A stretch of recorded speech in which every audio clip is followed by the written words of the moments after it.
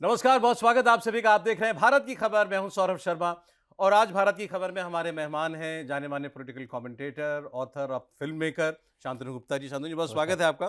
शांतनु जी, आपको पता है कहाँ से आ रहे हैं? अभी अभी मुंबई से आ रहे हैं। फ़िल्म नगरी मुंबई। फिल्म नगरी मुंबई से आ रहे हैं। फिल्म देख के आ रहे हैं और अपनी फिल्म देख के आ देख रहे के आ रहे हैं। मजेदार बात यह है कि योगी जी वाली पिक्चर क्या आप किसी हैं। जी स्क्रीनिंग में गए हाँ। थे? हाँ, वो सितंबर में आई थी पिक्चर, लेकिन हम्म। उसका हर महीने कहीं न कहीं होता है, तो किसी ने कराई थी वहाँ पे नरीमन पॉइंट पे, तो जो रत्न आपकी था किताब पे है जो पिक्चर किताब है। पे है, Ajay the untold story of a yogi. हमने तो भी देखी है। आपने देखी है आपके बिल्कुल पिक्चर, सौजन्य से आप देखी है हाँ, यहीं हमने पे भी। देखी थी नोएडा बढ़िया मामले में। पिक्चर बनी है। तो वहीं से मैं सीधे एयरपोर्ट से आ रहा हूँ। तो ट्यूसडे को शाम को भरी बारिश में मुंबई का ट्रैफ़िक बहुत मेसी ट्रैफ़िक है, हम्म। 250 का हॉल खचाखच भरा था। तो फिर आज का टॉपिक हमारा ठीक है आपका कि टॉपिक जहां जहाँ योगी योगी वहां नो वहाँ नो कन्फ्यूजन। कन्फ्यूजन। क्यों मैं ये हमने टॉपिक क्यों लिया? ये भाई तो कई काफी पुरानी बात हो गई। ऐसा लोग कहते थे कि आडवाणी जी पहले हार्डलाइनर लगते थे लोगों को, तो कहते थे कि वाजपेयी जी के बाद कहते आडवाणी जी आएंगे तो हुँ, फिर कैसे पॉलिटिक्स बदलेगी। फिर उन बदलेगी। लोगों ने कहा मोदी जी आ गए फिर कैसे पॉलिटिक्स बदलेगी। फिर अमित शाह जी और हेडलाइन लगने हुँ, लगे। अब योगी जी जिस लाइन पर जाकर के बात करते हैं हुँ, तो लोग कहते हैं कि भाई बीजेपी ने एक तो देश की पॉलिटिक्स की ग्रामर ही बदल दी है। इन्हीं हुँ, का शब्द है, अभी मैं कॉफी के बिल्कुल। प्रोग्राम से लिया। तो ग्रामर बदली तो इन द सेंस कि अब जो बात कही जा रही है, हुँ, खासकर योगी जी के हुँ, भाषणों में जो हुँ, उनकी जबान से निकली जो शब्द हैं, हुँ। उस पर कहीं एम्बिग्यूटी नहीं है। एम्बिग्यूटी नहीं है ना, I mean to say that वो नहीं है। यही मैंने कहा था, डायरेक्ट है, यही मतलब है। हाँ। बिल्कुल पूरा बिल्कुल डायरेक्ट और सौरभ वो हिंदुत्व के मुद्दे पे भी है और एडमिनिस्ट्रेशन के मुद्दे पे भी है वो, बिल्कुल है। क्लैरिटी से। और ये मेरे ख्याल से उनका जो 19 साल का जो संसद का काल है और जो 9.5 साल से वो मुख्यमंत्री हैं और उनका इतना बड़ा मठ है, उसको मैनेज करते हैं। तो जब भी मेरी भी भेंट होती है, तो जिस क्लैरिटी से बात करते हैं ना, जैसे मुझे याद है कटोगे तो बटोगे के बाद में एक बार जाना हुआ, मैंने कहा महाराज जी कैसे आया, वो सोच के गए थे, तो उन्होंने बिल्कुल क्लैरिटी से वो हिस्ट्री बताई कि मैं राजस्थान के परिप्रेक्ष्य में बात कर रहा था, कैसे वहाँ जयचंदू ने राजस्थान के बड़े-बड़े राजपूतों को हराया, वो उस प्रसंग में निकला वो।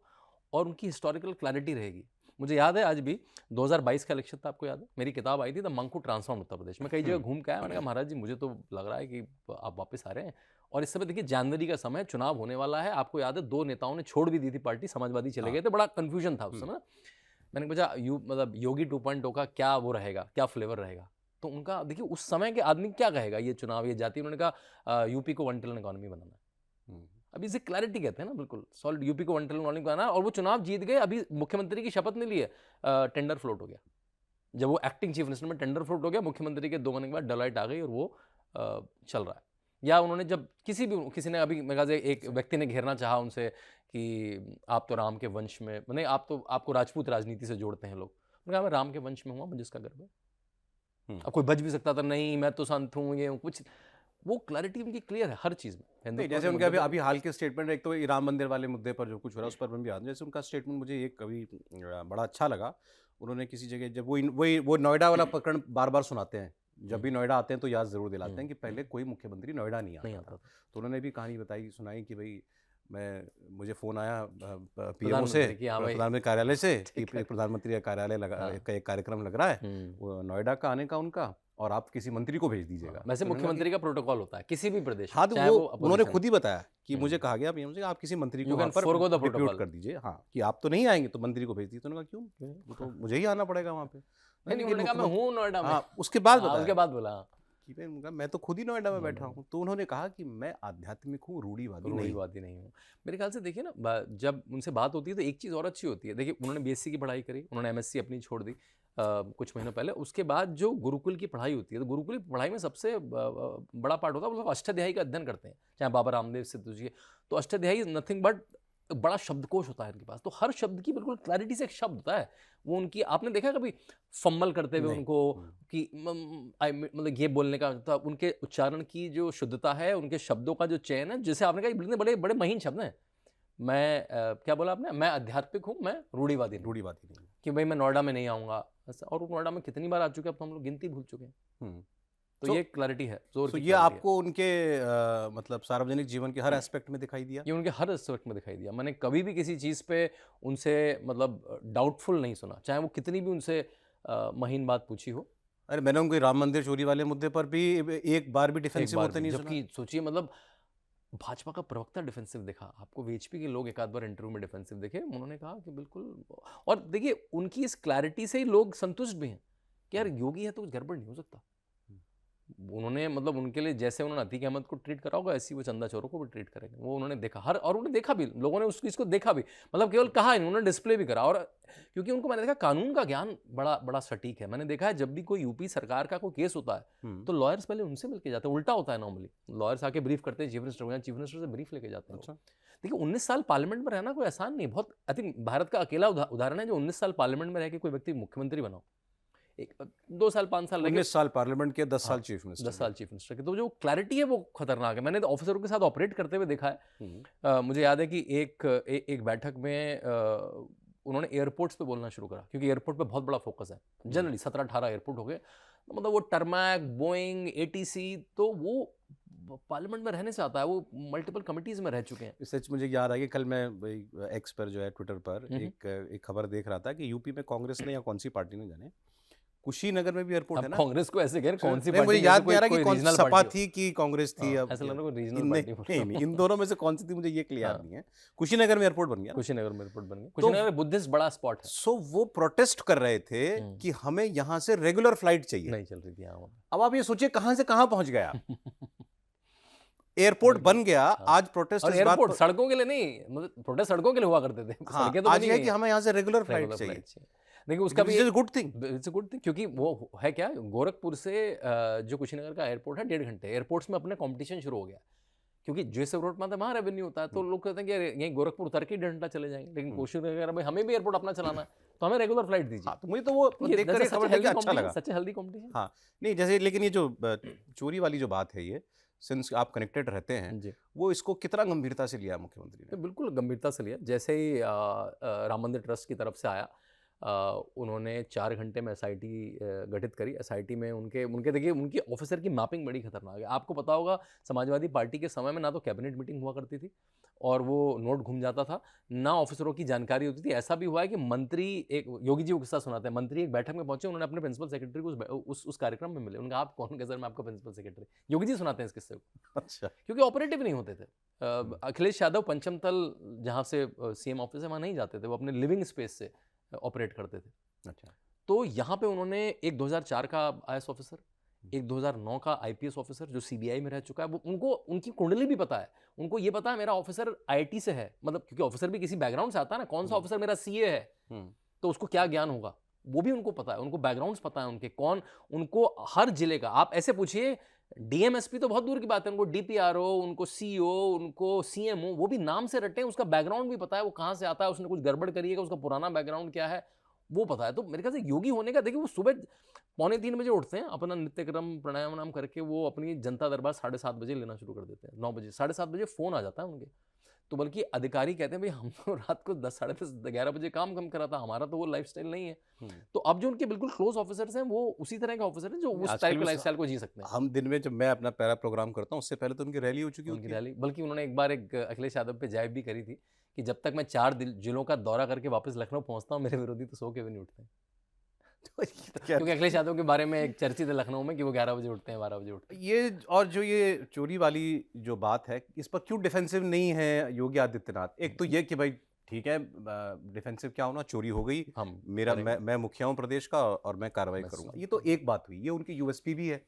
तो और दूसरा थोड़ा सा आदमी का एक कैरेक्टर भी होता है कि भाई मैं मेरे उसमें मतलब है ही नहीं कहीं डिफेंसिव। उसके 2 उदाहरण बताता हूँ। जब वो राजूपाल की हत्या, उनके बाद में किसकी हत्या हुई, राजूपाल तो ओरिजिनल वाले, हाँ, उसके बाद वो भाई जो गवाह हुआ, जो गवाही की हत्या हुई, जब उनकी और अखिलेश यादव की वो बड़ी अच्छी बैंटर हुआ करती थी। अब अखिलेश यादव रण छोड़ के चले गए, वो लोकसभा में चले गए, तो जब उन्होंने कहा अरे आपने पाला, तो जब उन्होंने कहा ना, आपने देखा होगा मिट्टी में मिला दूंगा, है ना, कि मुझे पता है कि आपने माफिया को पोषित करा है, मैं मिट्टी में मिला दूंगा, तो उनको जो सेंस है कि एक एक जगह का, वो उस कन्विक्शन से आता है। नहीं, राम मंदिर वाला जो मैं आपको कहता स्पेशली इसलिए, आप योगी से राम मंदिर की लीनियज कैसे अलग कर दोगे? वो जहाँ से आ रहे हैं, जहाँ के वो मठाधीश हैं, गोरक्षनाथ पीठ, उनके गुरु, उनके दादा गुरु, वो तो तीनों मतलब मेरे ख्याल से बड़ा सरियल और बड़ा, जिसे हम लोग देवयोग या संयोग कहते हैं, कि उनके दादा गुरु महंत दिग्विजय नाथ के समय में मूर्तियां प्रकट हुई, जो बड़ा वहाँ रामचरितमानस का अखंड पाठ चला, जिसमें नेहरू बड़े परेशान हो गए कि इसको हटाओ, नहीं तो फिर तो हम कुछ कर ही नहीं पाएंगे। और जो नैयर डीएम थे, उन्होंने कहा कि अब तो इतना बड़ा हो चुका है, उसका जो लीड करा वो महंत दिग्विजय नाथ ने करा। अशोक सिंघल जी राम मंदिर की 4 कमेटियां बनाते हैं, सबके अध्यक्ष, चारों के अध्यक्ष महंत अवैधनाथ। अशोक सिंघल जी खुद नहीं, उसकी सबसे बड़ी बैठकें गोरखपुर मठ में हुआ करती थी। महंत अवैधनाथ और योगी आदित्यनाथ यहीं कोटद्वार में उत्तराखंड में मिलते हैं राम मंदिर की एक मीटिंग में। वो एक बच्चे हैं विद्यार्थी परिषद के पैंट शर्ट में और महंत अवैधनाथ से मिलते हैं। उनका मिलना भी राम मंदिर के कॉन्टेक्स्ट में हो रहा है और जब मंदिर बनता है तो वो मुख्यमंत्री हैं। आप इस व्यक्ति से लीने छीन पाएंगे क्या? वही बात है, ये तो बात उन्होंने मेरे इंटरव्यू में कही थी एक हाँ। बार कि अगर राम मंदिर आंदोलन नहीं होता तो मैं मैं सन्यासी नहीं बनता, क्योंकि वो राम मंदिर के कॉन्टेक्स्ट में, राम मंदिर जागरण रैली में वो कोटद्वार में पहुंचे वो, और ये विद्यार्थी परिषद में थे, ये ऑर्गेनाइजिंग टीम में थे और वो वक्ता थे महंत अवैधनाथ जो इनके। तो ऐसा आदमी राम मंदिर को लेकर ऐसे राम मंदिर, हाँ, उनको, क्योंकि उनको एक एक चीज, एक एक संत का एक, वो जब मुझे याद है मैं कुंभ में देखता था, जो कुंभ में जाते थे, कुंभ में 13 अखाड़े थे, कम से कम 10,000 से स्टॉल थे, जिस प्रथा में जॉन सी ग्रीटिंग है, कहीं पे राम राम, कभी हरे कृष्णा, कहीं शिव शिव, वही लेते थे। उनको उसकी प्रथा है, कहाँ पे कौन सा कलश लेके जाना है, कौन सा माला, कौन सा फूल, हर जगह अलग अलग, उनको अपने आप पता है, क्योंकि वो तो जब से 22 साल के तब से कुंभ में जा रहे हैं, उनके लिए उनका फील्ड है। एक बार क्या हुआ, वो अपना वहाँ मठ में पूजा कर रहे थे, किसी मौके पर, रक्षाबंधन के मौके पर, कौन से मौके पर, जो उनकी रेगुलर पूजा होती होगी उस दिन की खास, उस पर्व की, तो वो पूजा कर रहे थे। तो पीछे मंदिर पीछे था, मतलब मूर्तियां पीछे थी और वो इधर आरती कर रहे थे इस तरफ। तो किसी ने लिखा कि ये तो आरती इधर नहीं, किसी ने कहा कि अरे कैसे कैसे कैसे कैसे कैसे सन्यासी हैं, मंदिर पीछे है, आरती इधर कर रहे हैं। तो फिर किसी ने बताया दिशा पूजन भी कुछ होता है, दिशा पूजन भी होता है। तो वो दिशा पूजन नहीं, मुझे और मैं आपको मजे की बताता हूँ। एक बार कुंभ की जैसे एक वो कॉफी टेबल बुक जैसी बनती है, तो अधिकारी लेके गए दिखाने के लिए, मुख्यमंत्री से प्रूव करने के लिए, तो मुख्यमंत्री संस्कृत की मात्राएं ठीक कर रहे हैं। अच्छा, संस्कृत की मात्राएं ठीक कर रहे हैं और कह रहे हैं आपने कल्पवासी की डेफिनेशन तो नहीं ठीक लिखी है। तो उन्होंने कहा कमेटी बनाता हूँ, तो फिर उन्होंने 3 प्रकांड पंडित लगाए कि इनको लिए, ऐसे विकिपीडिया से, इंटरनेट से मत लिखिए। तो ऐसा मुख्यमंत्री कहाँ मिलेगा आपको? दूसरी बात जो है वो ये कि जब वो कभी मुसलमानों के परिप्रेक्ष्य में बात करते हैं, जैसे आज में कॉफी में लोग बात कर रहे थे, उन्होंने ताजिए पर कहा कि मुहर्रम में अब खुलेआम ऐसे हथियार नहीं लहराए जाते जिनसे लोग घायल हो जाएं, शस्त्र प्रदर्शन पे मनाई वो है। उन्होंने कहा ताजिए की हाइट कितनी होगी, और बहुत सारे एक्सीडेंट होते थे, वो तारों में फंस जाते थे, हादसे हो जाते थे। उन्होंने कहा कभी किसी का हमको झोपड़ी हटानी पड़ती थी। हमने कहा ये सब नहीं होगा, आप ताजिए का वो छोटा कर लीजिए। या जब उन्होंने कहा कि भाई लाउड स्पीकर जो है वो इतनी ही डेसिबल पे बजेंगे, तो जब वो इस किस्म की बातें करते हैं, यहाँ पर आदमी का डिफेंसिव होना थोड़ा सा वो हो जाता है, कोई भी हो जाएगा, इतना सेकुलरिज्म कितना का माहौल है, कैसे बोलूं, किन शब्दों में बोलूं। तो जब वो वहां बात कर रहे होते हैं तो वहां कैसी क्लैरिटी है? नहीं, सुपर क्लैरिटी है। और आपको याद होगा जो सीए के राइट्स हुए हर जगह, पूरे भारत में सीए के विरोध हुए। उत्तर प्रदेश में भी 1 हफ्ते बाद सीए पास होने के राज्यसभा में एक फ्राइडे को जुम्मे की नमाज के बाद शुरू हुए। 14 शहरों में हुए, लेकिन 4 घंटे में सब बंद। अगले दिन तक सुबह 12 बजे तक पोस्टर लग गए जो सीसीटीवी कैमरे में जो ड्रोन से कैप्चर हुए थे कि इनसे इतनी इतनी की रिकवरी होगी, अमाउंट लिख के हो गए। कोई लोग कोर्ट में गए कि ये मुझे याद है कि वो पोस्टर पे चेहरे लग गए थे। आपसे 50,000 और पीछे लिखा है कि आपने जीप जलाई, आपने घर जलाया, आपने बस जलाई।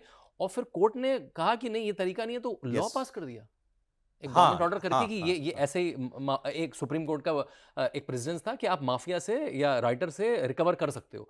उस प्रेसिडेंस पे एक लॉ यूपी में फ्रेम कर दिया कि होगा तो वो खत्म होगी बात। उसी पर तो अब बंगाल में उसी तर्ज पे उसी तर्ज पे हो रहा है। और मैंने एक चीज और देखी, उनकी लीगल क्लैरिटी बड़ी खतरनाक है। मेरे ख्याल से 19 साल पार्लियामेंट में रह के उनकी पार्लियामेंट में 80-90% अटेंडेंस होती थी। वो पार्लियामेंट में बैठे रहते थे, चाहे वो अटल जी के समय पार्लियामेंट में रहे, वो मनमोहन सिंह के समय पार्लियामेंट में रहे, मोदी जी के पार्लियामेंट में रहे। तो वो जो लीगल क्लैरिटी है वो लीगल साहब, मैं यहाँ थोड़ा मॉरल क्वेश्चन कर रहा था कि इस बात को लेकर के कभी कोई मन में गिल्ट नहीं कि कोई मुझे कम्युनल कहेगा, कोई मुझे ये कहेगा कि तुम तो एंटी मुस्लिम हो, या तुमने ऐसा किया, बुलडोजर चल रहा है तो ये तो मुसलमानों पे ही चल रहा है, एनकाउंटर हो रहा है तो मुसलमानों का ही हो रहा है, आरोप तो आरोप लगता है। हाँ। इन बातों पर भी नो कंफ्यूजन? बिल्कुल नहीं, बल्कि जब किसी ने कहा भी कि आप ईद मनाएंगे क्या, रमजान मनाएंगे क्या, मैंने कहा मैं वो फैंसी, लिटरली मैंने कहा मैं वो फैंसी ड्रेस नहीं करूंगा। मैं वो, हाँ, मेरे जो मुस्लिम देशवासी उनको पूरी स्वतंत्रता दूंगा, उनको पूरी सिक्योरिटी दूंगा अपना परिवार बनाने की।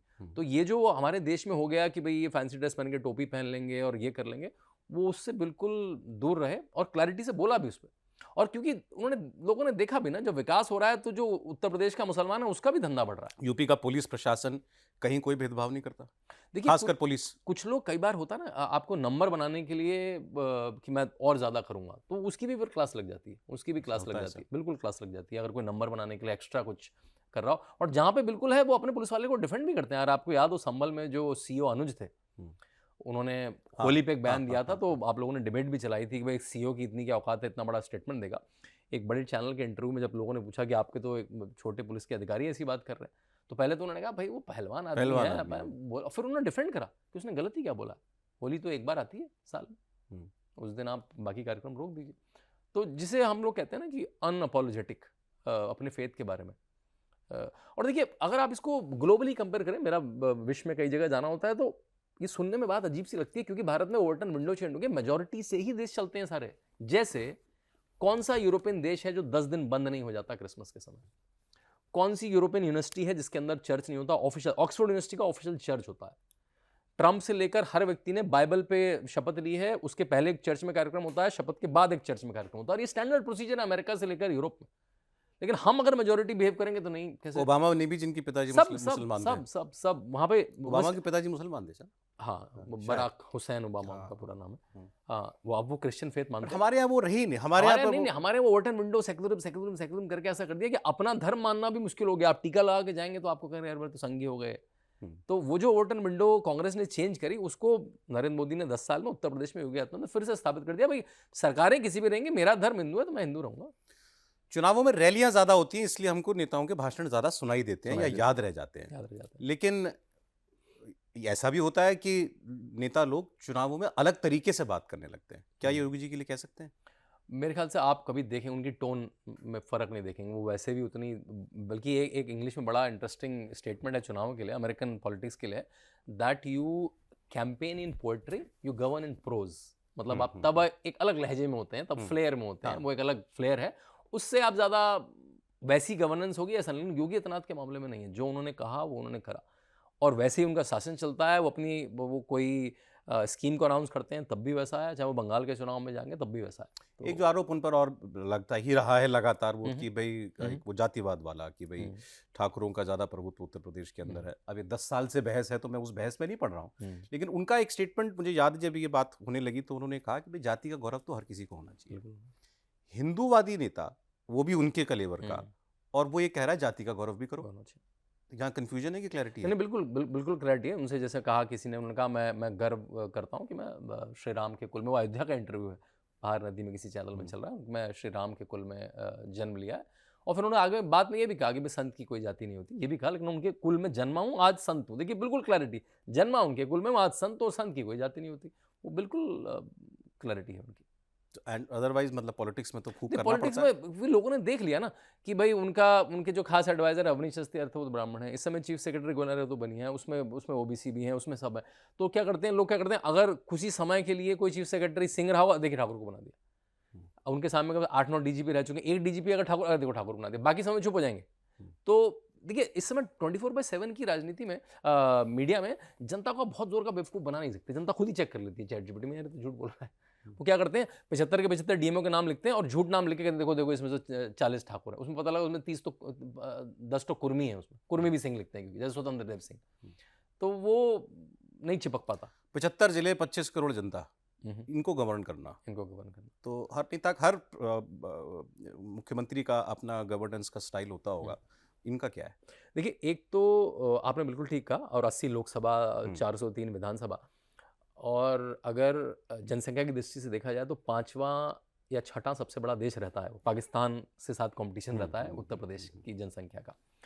भारत, चीन, ब्राज़ील, अमेरिका, पाकिस्तान, ये 5 देश हैं। तो इतने बड़े सूबे को संभालते हैं। उनका जो तरीका है वो है मीटिंग लो, मॉनिटर करो, खुद जाके देखो, ये 3 एलिमेंट है। तो जो आज मीटिंग होगी उसका मिनट्स जारी होगा, और वो खुद एक पैड लेके बैठेंगे, सबको उसी समय अंत में ईमेल हो जाएगा, और उसमें डेट के साथ टू डूज होंगे, और 15 दिन बाद उसकी बैठक में, जैसे आप सीईओ ऑपरेट करता है कोई, कि ये मैंने काम दिया था, इसकी ये तारीख थी, आपको कोई रिसोर्स चाहिए, कोई कानून चाहिए या कैबिनेट में लेके जाना है तो मुझे बताइए, अगर मैं आपकी मदद कर सकता हूँ, नहीं तो मुझे उसका आउटकम बताइए और क्यों नहीं हो पाया। और ये उनकी लगातार, अगर आप उनकी अपनी ट्विटर की टाइमलाइन देखिए उनकी, उसमें कम से कम 5-6 डेली मॉनिटरिंग मीटिंग देखिए, जहाँ वो बैठे हैं बहुत सारे अधिकारी बैठे हैं, वो बैठे हैं बहुत सारे अधिकारी बैठे हैं, और वो विषय पे होगी, कोई पर्यटन पे होगी, कोई इन्वेस्टमेंट पे होगी, कोई रोड पे होगी, वो विषय बदलते जाएंगे, और फिर उसको जाके देखना खुद। तो आपने देखा होगा जो वो कहते हैं ना, मैं जब 4 जिलों का दौरा करके लौटता हूँ तब तक तो मेरे अपोजिशन वाले सो के नहीं उठते हैं। कितना ट्रैवल करते हैं? आपको दिखेगा वो कई बार तो डेली ही ट्रैवल करते हैं वो। अच्छा। उनके डेली, और वो हर संडे को गोरखपुर जाते हैं, उनकी अपना पूजा पाठ होता है। तो गोरखपुर जाते हैं तो मशीनरी भी चली जाती है, और वो पूर्वांचल के 3 जिले उस समय निपटा देते हैं। मेरे ख्याल से जो उनका जीवन है ना, देखिए वो 3:30-4 बजे शुरू हो जाता है, 7-7:30 उसमें काम शुरू हो जाता है, वो 10-10:30 पे तो मीटिंग ही चलती है, 11 साढ़े 11 बजे खत्म होता है। इतना लंबा जीवन और कोई डिस्ट्रैक्शन नहीं, सुबह उठ के फिर काम, सुबह उठ के फिर काम। किसी ने मुझे एक पॉडकास्ट पूछा वो चिल कैसे करते हैं, मैंने हाँ। कहा गोरखपुर जाते हैं और पूजा करते हैं 3 घंटे उनका की, chill वो वही है। चिलिंग है उनकी। अच्छा, वो एवरी संडे रिचुअल है, हाँ, एवरी संडे का अपनी पूजा है, उसमें वहाँ अलग जाना अलग है। कई बार कोई पर्व होता है तो उसके तरह की पूजा, और खुद ही वो प्रीस्ट भी है ना, वो खुद ही मतलब वो अरे वहाँ का एडमिनिस्ट्रेशन भी तो उनको मतलब वो अभी भी उन्हीं के हाथ में है सब कुछ। वहाँ का एडमिनिस्ट्रेशन भी उन्हीं के हाथ में है। हाँ, मतलब उसमें अब वो भी अब वो भी लोगों ने बड़ी ज़्यादा, जगह है। जो उनके लोग हैं प्रदीप राव जी, उन्होंने थोड़ी ज़्यादा रिस्पॉन्सिबिलिटी ले ली है। लेकिन वो बहुत बड़ी, उसमें 40 इंस्टीट्यूशन है, उसमें 400 बेड का हॉस्पिटल है, उसमें आयुर्वेदिक हॉस्पिटल है, उसमें नर्सिंग कॉलेज है, उसमें यूनिवर्सिटी है। मतलब वो छोटी मोटी चीज़ नहीं है। हाँ, आइडियाज कहाँ से लेते हैं? मतलब हर हर हर व्यक्ति जो है हर चीज तो नहीं सोच सकता। बिल्कुल, भाई ना बिल्कुल, प्रधानमंत्री के लिए भी क्लेम नहीं बिल्कुल, कर सकते, बिल्कुल, वो ना वो खुद करते हैं कि बिल्कुल, सारे बिल्कुल, आइडिया मुझे ही आते हैं। बिल्कुल। ये कहाँ से एब्जॉर्ब देखिए, करते मैंने हैं? जो जितना ऑब्जर्व करा, he is a very good listener. जैसे जैसे आपका अपॉइंटमेंट हुआ 20 मिनट का ना, आपका समय मिला है 6 बजे का, आपको एक दिन पहले फ़ोन आ गया कि आपको या तो 5 कालिदास में मिलना है या आपको पंचमतल पे मिलना है, तो वो 6 में ±5 होगा मैक्सिमम ना। उसके पहले डीजीपी जा रहा होगा, आपके पहले मंत्री जा रहा होगा, केंद्रीय मंत्री। आपका भी समय, आप कितने छोटे बड़े हो, 6 बजे वो खड़े होंगे, शांतनु जी आप कैसे हैं? आपको लगेगा कि, लेकिन वो सबके लिए बिल्कुल है। और वो 6 बजे कोई फ़ोन नहीं, अगर आपकी बात पे उस पर वो नोट, हल्का सा कुछ नोट भी कर लेंगे। तो मेरे ख्याल से वो जो लिसनिंग है, वो इतने तरह के लोग मिल रहे हैं सुबह से शाम, उसमें केंद्रीय मंत्री भी आ रहे हैं। और उनका पार्लियामेंट में रहने से मैंने देखा है, उनके कॉल्स बहुत होते हैं। वो नितिन गडकरी से बात कर रहे होंगे, वो निर्मला सीतारमण से बात कर रहे होंगे। बहुत सारे लोग इनमें गोरखपुर जा चुके हैं। निर्मला सीतारमण जब गई तो उनका 3 दिन की बैठक उनकी गोरखपुर में हुई, तो वहाँ पे भी एक तरह का मिनी चीफ मिनिस्टर ऑफिस चलता है। तो ये लिसनिंग की एबिलिटी है, और काम देना, उसको रिव्यू करना, और उनको खुला कहा गया है कि आप आइडिया लेके आइए। अच्छा। और उत्तर प्रदेश के एडमिनिस्ट्रेशन में प्रेजेंटेशन देना एक नॉर्म है ना, कि आप जो भी, आप ऐसे बातें मत बताइए, आप उसको प्रेजेंटेशन का स्ट्रक्चर करके दो। स्ट्रक्चर है कि भाई पहले क्या था, अब क्या है, आपका प्लान क्या है, आपको चाहिए क्या, इसके लिए मुझसे क्या चाहिए, मतलब आपको कुछ पास करना है, आपको बजट चाहिए, वो क्लैरिटी है सबको। और कम से कम 1000 लोग कंसल्टेंट काम कर रहे हैं उत्तर प्रदेश में इस समय। वो ENY के हैं, वो डेलाइट के हैं, वो PwC के हैं, हर विभाग में है। तो वो भी एक जो एज आती है, उससे फर्क पड़ता है, क्योंकि नए लड़के हैं, अच्छे अच्छे कॉलेजों से पढ़े हैं, हर डिपार्टमेंट में आपको वो मिलेंगे, और वो मीटिंग में बैठे होते हैं। एक्चुअली क्या अखिलेश यादव उनकी ये इमेज बनाने की कोशिश करते हैं कि हाँ, वो होता है, इनके ना इनको कि कंप्यूटर मतलब भी चलाना नहीं आता। हाँ, इनकी दुनिया बड़ी छोटी है, इनकी दुनिया ना, इनको नहीं पता ना, दुनिया ना, में क्या ना, हो रहा है। बिल्कुल अलग, बिल्कुल अलग है। ऐसा उनके हैं वो चिलम वाले बाबा, कंप्यूटर भी नहीं आना। मैंने तो खुद देखा है कि मतलब वो कुछ आपसे जैसे बात थोड़ी सी गहन हो गई, तो वो आईपैड खोल के आपको देखिए, देखिए देखिए ट्रेंड देखिए, तो QR कोड, ट्रेंड, डैशबोर्ड, ये उनकी टर्मिनोलॉजी है, योगी जी की टर्मिनोलॉजी है, जो आप उनकी क्लोज मीटिंग्स में होंगे, सुनेंगे वो।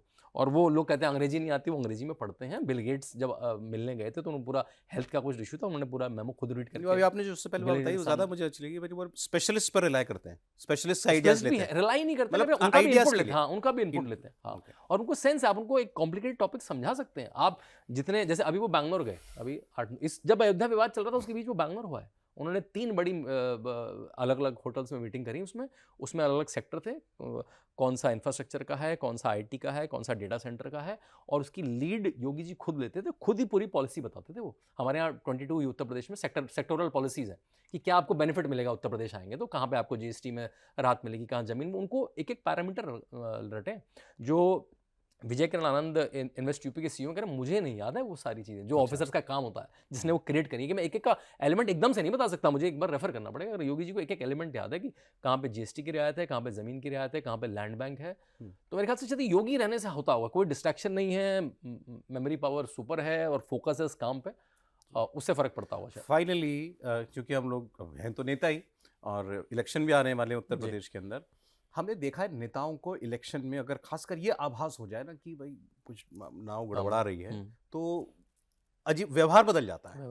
उसको मैं कहता हूँ इलेक्शन एंग्जाइटी इनको होती है। देखिए, मैंने आपको जो 2022 का प्रकरण बताया, जब मैं मिला था वो किताब देने, तो उसके 1 हफ्ते पहले ही 2 नेता भाजपा मतलब जो उस समय सरकार में थे, वो छोड़ के समाजवादी में चले गए। तो दोनों मंत्री थे वो, एक शायद स्वामी प्रसाद मौर्य गए थे, एक और गए थे, नाम भूल रहा हूँ, है ना। दोनों चले गए थे चुनाव के बीच में, और आपकी कास्ट कॉम्बिनेशन खराब हो रही थी। अखिलेश की ये अच्छी बात है, वो कैंपेन बड़ा करते हैं, वो आपको डरा तो देते हैं, ऐसा लगता है कि अरे आ गए, कल मुख्यमंत्री बन गए वो। तो उसके बीच में बिल्कुल उनकी बात क्यों रही, मैं अपनी उत्तर प्रदेश को मैं 1 ट्रिलियन, वो काम पे बात कर रहे हैं, वो चुनाव पे बात ही नहीं कर रहे हैं। तो और देखिए, लोग ने कई बार ये भी कहा कि अरे वो बाबा, वो राजनीति नहीं आती, बाबा गवर्नेंस तो ठीक है। हाँ, लेकिन आप उनसे राजनीतिक चर्चा करके देखिए, वो आपको जाति का समीकरण बताएंगे, वो आपको इतिहास बताएंगे, वो पिछले 30 साल से कौन कौन नेता रहा है, कौन कौन विधायक रहा है, समाजवादी में कौन रहा है, बसपा में कौन रहा है। लोग ये सब डिस्काउंट कर जाते हैं कि भाई वो एक एक्टिव पॉलिटिशियन है। आप कभी नोटिस कीजिएगा, मतलब मेरे ख्याल से मैंने बड़ी रेयरली इनको टेलीप्रॉम्प्टर यूज करते देखा है। नहीं, टेलीप्रॉम्प्टर तो मैंने शायद नहीं करते, कागज नहीं, वही मैं कह रहा हूँ, कागज के नोट्स सामने देख के पढ़ते तो मैंने हाँ नहीं देखा। हाँ, वो कागज के नोट्स राम मंदिर की स्पीच मैंने यूज करके देखा, कभी इन्वेस्टमेंट समिट्स में एक आध बार यूज करते हो, नहीं तो बहुत रेयर कागज के नोट्स Impromptu बोलते हैं। इम्प्रॉम्प्टू एक छोटी सी चिट रख लेते हैं कि टॉपिक क्या क्या कवर करने हैं, जैसे कि ये 10 टॉपिक में बोलना है तो कोई टॉपिक छूट ना जाए। तो हाँ। इलेक्शन पे ध्यान है, इसका मतलब ये नहीं कि गवर्नेंस पे पकड़ छूट जाएगी। गवर्नेंस पे नहीं कि आप मेरे ख्याल से पीक इलेक्शन में देखिएगा, मान लिया इलेक्शन जैसे फरवरी में, आप दिसंबर में मीटिंग देखिएगा, वो मॉनिटरिंग मीटिंग चल रही होंगी उसी अच्छा, एक तरह से फाइनली चल रही चलिए, बस बात जी। निकली है तो 2 मिनट इस पे बात कर ले। ये जो आरोप उन पर बार बार लगता है कि भाई ये ब्यूरोक्रेट्स के जरिए शासन चलाते हैं। देखिए मेरे ख्याल से ना ये एक बड़ा जो भी सशक्त नेता है, बड़ा कॉमन आरोप है उस पे ना कि ये ब्यूरोक्रेट्स के थ्रू चलाता है, तो भाई और किसके थ्रू चलाएगा? मतलब नेता का देखिए, नेता का कंट्रीब्यूशन क्या होता है? नेता जमीन की पकड़ लेके आता है कि जो आप राशन मिल रहा है उसमें अगर आप थम से आप राशन देंगे तो ये दिक्कतें आ सकती हैं। शायद ब्यूरोक्रेट क्योंकि तो ज़मीन पे नहीं जाता है, वो इनपुट होता है, लेकिन उस पॉलिसी को कैसे करना है, उस बजट को कैसे लाना है, वो ब्यूरोक्रेट करता है। तो ये मेरे ख्याल से बन गई है, ये नीतीश कुमार के लिए भी बन गई, ये चंद्रबाबू नायडू के लिए बन गई, ये नरेंद्र मोदी के लिए भी बन गई। क्या वो तो ब्यूरोक्रेट्स पे डिपेंडेंट है। एक तरीका है, जब आप किसी की कोई चीज़ ना निकाल पाए तो कुछ तो निकाल थोड़ा लेते हैं। क्लीशे तो हो गया ये क्लीशे हो गया कि ब्यूरोक्रेट्स पे चलता है।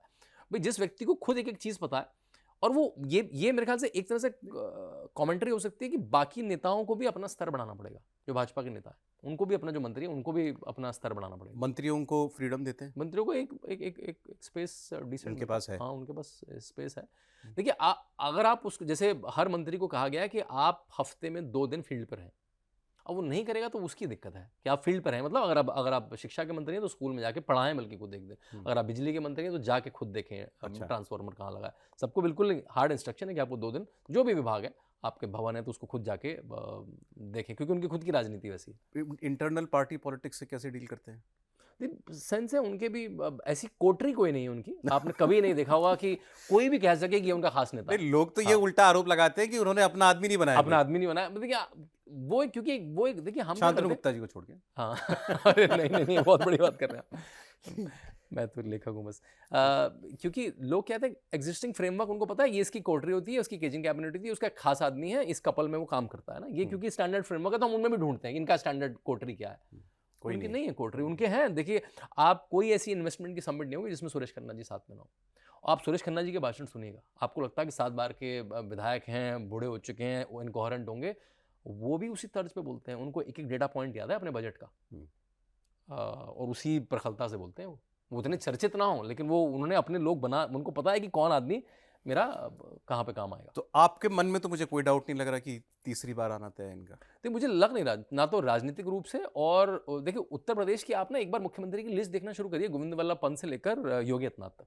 गोविंद वल्लभ पंत 5 साल, उसके बाद 2 साल, 1 साल, 4 महीने, 6 महीने, 2 दिन, 1 दिन, फिर आपको मायावती 5 साल दिखेंगी और अखिलेश यादव 5 साल दिखेंगे, और ये 10 साल पहली बार तो उत्तर प्रदेश की जनता इतनी तेजस्वी है कि उसने बड़े से बड़े नेता को भी 5 साल से ज़्यादा टिकने नहीं रहा, और वही जनता 10 साल हो गए जाने नहीं दे रही है। तो मुझे नहीं लगता कि वो जनता जिसने उत्तर प्रदेश की ब्रांड अपने आंखों में बदलती देखी है, माफिया राज से इन्वेस्टमेंट अपने सामने देखा है, गड्ढों वाली सड़कों से एक्सप्रेस वाला प्रदेश बनते देखा है, 2 एयरपोर्ट से 17 एयरपोर्ट जाते देखा है, लड़के हैं गलती हो जाती है से माफिया को मिट्टी में मिलाते देखा है, वो क्यों जाने देगी ना। कोई मतलब मैं तो उसके पास कोई ऑप्शन, हाँ, वर्ड प्ले देख रहा था शांतनु जी का, कि औरों को 5 साल से ज्यादा टिकने नहीं दिया और इनको इनको 10 साल हो गए जाने नहीं दे रही है। क्योंकि देखिए 70 साल की हिस्ट्री, कोई एक आध बार नहीं, 70 साल की हिस्ट्री, बड़े बड़े नेता रहे, एनडी तिवारी से लेकर बड़े बड़े। उत्तर प्रदेश तो नेताओं का गढ़ रहा है, रहने नहीं दिया उत्तर प्रदेश की जनता ने। यार खैर, चुनाव इंटरेस्टिंग होता है उत्तर प्रदेश के हर बार की तरह। शांतनु जी से बहुत सारी गप हो गई, जी, बहुत शुक्रिया। आप आनंद स्टूडियो में आए शांतनु जी, बहुत धन्यवाद आपका। आप देखे थे भारत की खबर, आज इतना ही।